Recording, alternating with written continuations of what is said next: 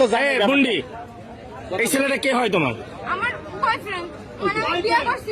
বিয়ে করছো? আচ্ছা, তুমি ওরা পছন্দ করো, ভালোবাসো। তোমার বাবাকে? আমার আব্বু ওই যে ওরা আমি চিনি তো, আমার এই যে ইনি তোমার বাবা, উনি তোমার নিতে আসছে। তুমি কি তার সাথে যাবা? আমি ওনার সাথে যাবো। এখন তো তুমি তো প্রাপ্তবয়স্ক হও নাই। একটু দাঁড়াও, একটু ধৈর্য ধরো। আমি প্রাপ্তবয়স্ক হই না, আমার বিয়ে দেবে কেন? তো আপনি কি আপনার মেয়ে বিয়ে দিচ্ছেন? আমি বিয়ে দেওয়ার দিকে আমি ছেলেও আছে, বিয়ে না বসবে থাকবে আমার বাড়ি থাকবে।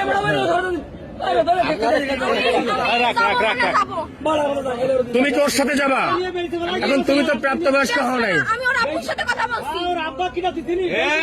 ও নাম্বার আমি তুমি ওর কপালে সিঁদুর দেওয়া আছে।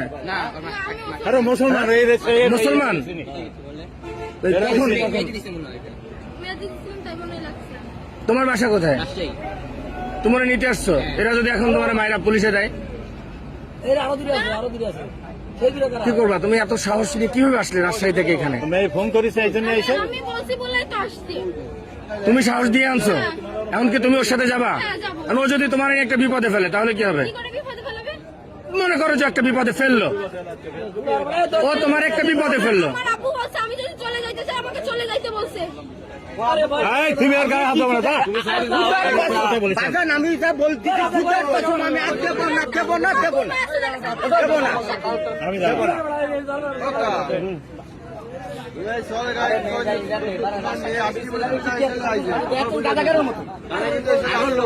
আরো লোক আছে, গুরু হচ্ছে সামনে, একটা হিন্দু মেয়ে, এর গুরু আছে। আমি আপনাদের